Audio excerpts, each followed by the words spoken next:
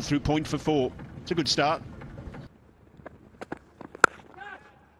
That one is across the left-hander and Rickleton takes advantage. It was up-ish, but it was into the gap. It's gone for 4. Rickleton's second boundary. 2 overs gone, 11 without loss. Here's that shot through extra cover again from Rickleton. It's the same result as 2 previous ones. His third boundary of the day. He's got that. That'll be a boundary. Nice intent again from De Zorzi. Get up in there. This could be the breakthrough. He should be able to get underneath it. Does comfortably, and there it is. There is the breakthrough. So he was using his feet, and then Mark Adair said, you just stay in your crease, and he gave him a tester and proved to break this partnership.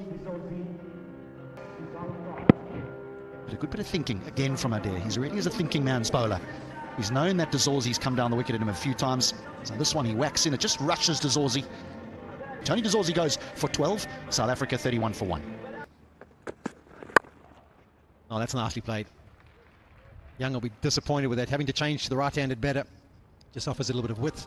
Tempers onto it. Just strong square of the wicket. Oh! He backs it up with exactly the right length, exactly the right line, and over goes the top of off. The ideal length for a fast bowler. Just a little bit of movement off a length back into the right-handed Bavuma. Early on in the innings, you don't want these sorts of deliveries. Bavuma's got one. And Ireland have South Africa in trouble early on here. It's an experienced man. That's a good performer in one-day cricket. Bavuma goes for 4, South Africa 36 for 2.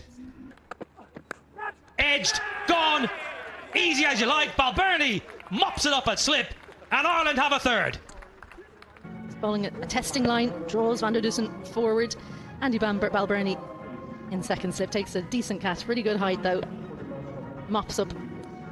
I enjoyed that one. 3 down now. He goes without scoring. South Africa 39 for 3. Well, loose ball. Forget about the loose shot. That was a short one and down leg side, and Stubbs was all over it for a boundary.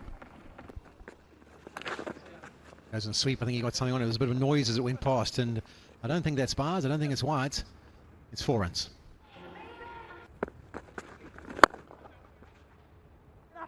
Oh, and that's just over the fielder's head as well. I think it's Graham Hume down there at long on. It's gone for 6.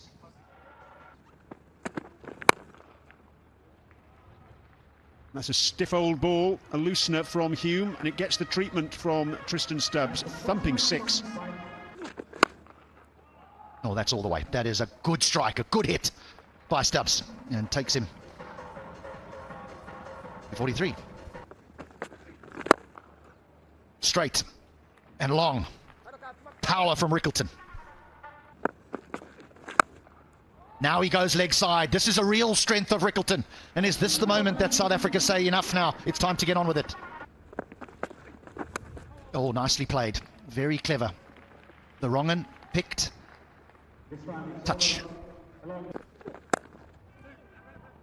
Beaten that man at backward point. He's timed it well enough as well. Now that brings up the 100 partnership. Uses his feet and crashes that one away down the ground. That should go the whole way. And that's a wonderful strike from Stubbs. Brings up the 150 for South Africa. Sweeps and sweeps very well. It's the placement that's so key. He would have been aware that anything he could get behind square on that leg side will go away to the fence. And that's why there's a little wry smile.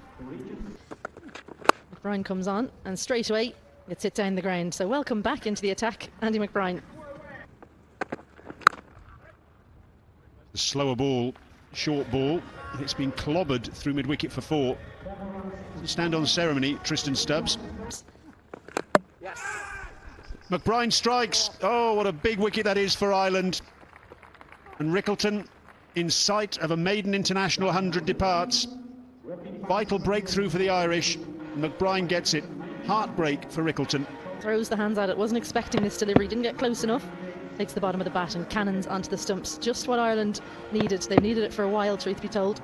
They needed to break this partnership. It's just past the 150 mark. Tristan Stubbs disappointed for his teammate. A 91 from 102 for Ryan Rickleton. South Africa 191 for 4. Out. What a good catch by Balbirnie. That was hit hard. Low and to his right. The former captain grabbing hold of that one. Stubbs can't believe it. But I'll tell you what, he's got to head back to the pavilion. Adair brought back to make the breakthrough. Stubbs didn't go up, didn't go down, just went catchable height to Andy Balbirnie. That's a sharp catch, but again, perfect technique from Andy Balbirnie. That's his second catch.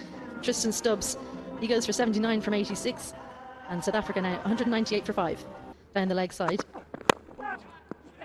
Out again, Balbirnie again, Adair again. South Africa's 6 down. Pelequeo, the all-rounder goes. Well, it's a different batter, but the same two, bowler and catcher as the last wicket. An even easier catch, and that's what you see from the reaction of Andy Balbirnie. Pelequeo goes for just 1. South Africa 201 for 6. And taken. Harry Tector in the deep. Vian Mulder just helped himself, helped the ball on its way to the man at deep mid-wicket.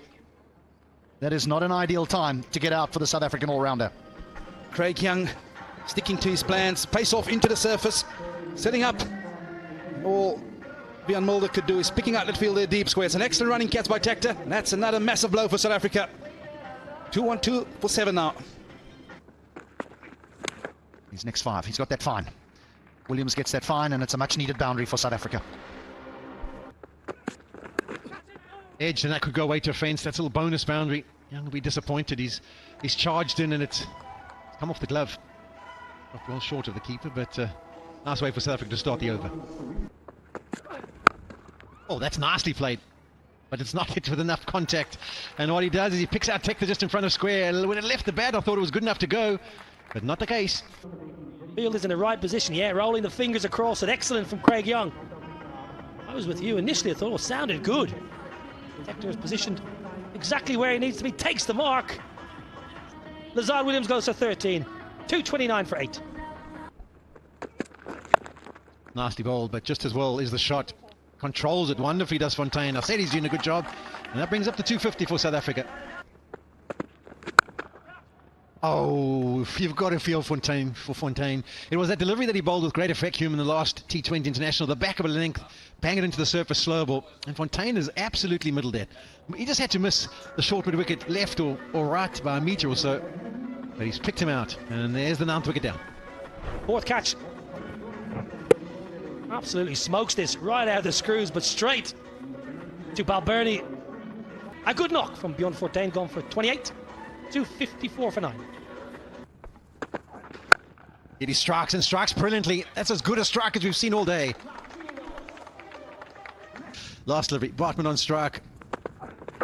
Slow ball, and he's not going to get that far. South Africa going to finish on 271 for 9. So they did bat the full 50 overs out. And after being 39 for 3, I suppose South Africa will be pretty happy with 271. Will it be enough? Well, we'll have to wait and see. But for now, Ireland will probably not be upset as well, having been put in the field and done a really good job with the ball in hand. I'd agree with you that the bowlers were superb. It was just Rickleton and Stubbs, and then a bit of contributions down the order from Fontaine, Williams and Ngidi meant South Africa got 271 for 9. I thought the bowling was superb. Bowling wise, now? Yeah, once again, Mark Adair setting the tone with a new ball, 4 for 50. Exceptional. Craig Young I thought was excellent ball, good pace, good skills.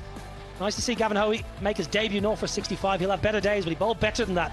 Spinner Andrew McBride was tidy, 1 for 46. So 272 will be the target for South Africa, at just under 5.5 and over. So have a bit of a break, go and get yourself a bit of a coffee, a feed, a bit of food, a bit of snacks, and join us. We'll be back in about 20 minutes to see how South Africa get on.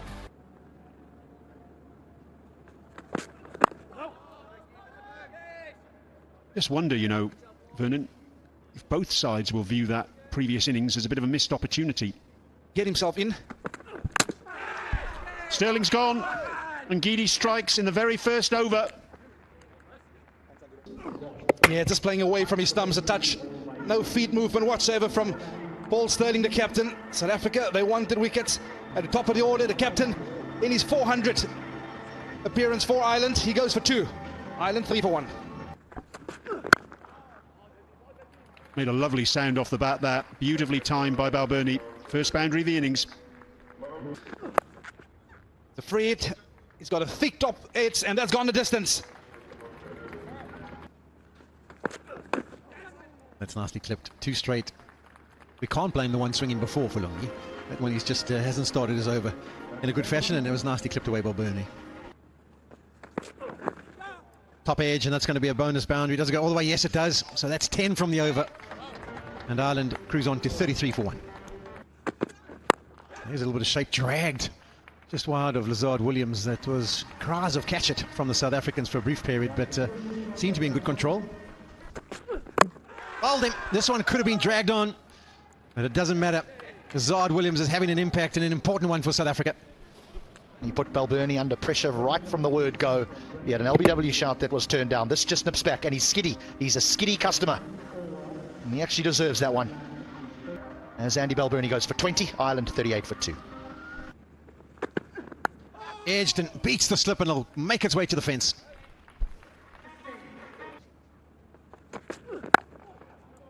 That's a much better looking stroke.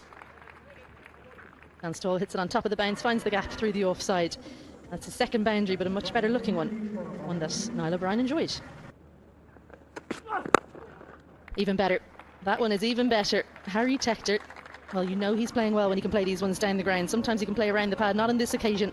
Straight back past Williams for an even better looking boundary.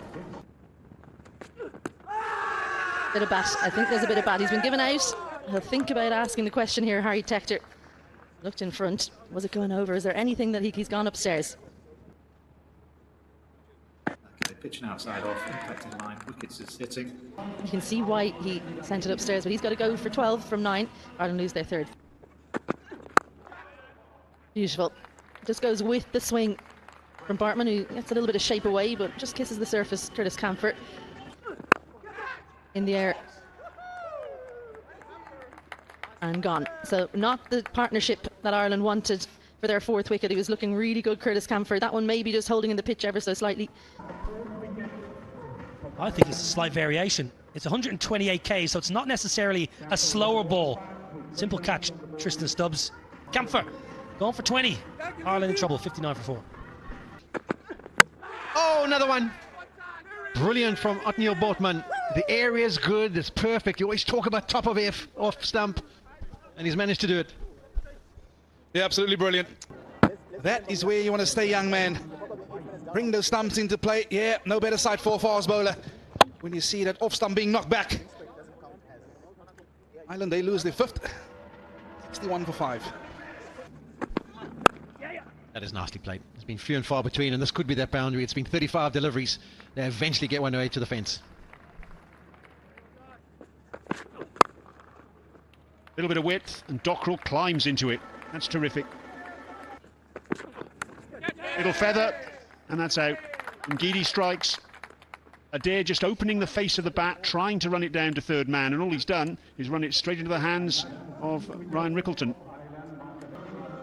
Easy as you like. Line, length, Mark Adair trying to run it down the deep third. It's a feather. You don't mind those easy catches as a keeper. Toe of the bat. And Lungi Ngidi, who's had a really good tour of the UAE. Mark Adair's gone for 12, and Ireland are in real strife. 86 for 6. Lovely shot down the ground by George Dockrell. Full face of the bat. It off quite wide. Dockrell gets another boundary. Sometimes it just comes onto you a little bit quicker. Well, that's a wicket. George Dockrell plays away from his body, and yet again an Ireland batter plays away from the body on the offside. This time it takes the inside edge for George Dockrell, who can't quite believe what he's done. It goes from bad to worse for Ireland. Saw the width. Dockrell threw his hands at it, but again, if we're going to be technical, the left shoulder probably doesn't get across towards the ball, and so Dockrell's brief stint ends for 21, and Ireland now 105 for 7. Yeah! That's a good shout. That's a real good shout. The finger goes up, and I'm not sure they'll go upstairs. There'll be a discussion around it, but McBride says no, not this time. Yep, well, turned him around and said we might as well have a look. Pitching in line, impact in line, wickets hitting. Go back to Rolly on field to say there's a original decision of out. You're on screen now, please. So the review is lost, and Hoey goes for 1. Ireland are nearly done here. They're 108 for 8.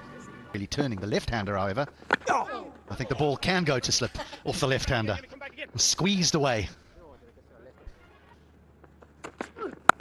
There's the short ball. It's going to work. Oh no, is it going to land in no man's land? Botman sets himself and takes it.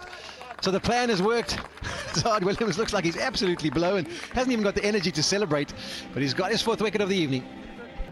McBride, he knew what the plan was. It was stuck in short. Top hits, and that's an excellent running catch by Othniel Bartman. McBride goes for 14. Ireland 114 for 9. There's another example of why he shouldn't be batting at 11. That is a brilliant strike. Use of the feet. 3rd delivery. And just caresses it down the ground. He's equal to the task. Crashes it through the extra cover area. How good a timing was that? And all he can do is pick out Othniel Bartman, and that is the end of the Irish innings. So South Africa are going to win this one by 140 runs. It's been a convincing performance by them. Obviously, having been 39 for 3, recovered well to post 271. And I think Ireland will be immensely disappointed in the fact that they've only managed to muster up 132. Hume trying to use his feet, trying to go over the top, but picks out Bartman, gives Fontaine his 2nd wicket of the evening. And this has been polished from the South African bowlers in particular. They did well to post a 270 plus, but I would definitely say it's been down to the efforts and control and consistency of the fast bowlers in particular that South Africa get over the line.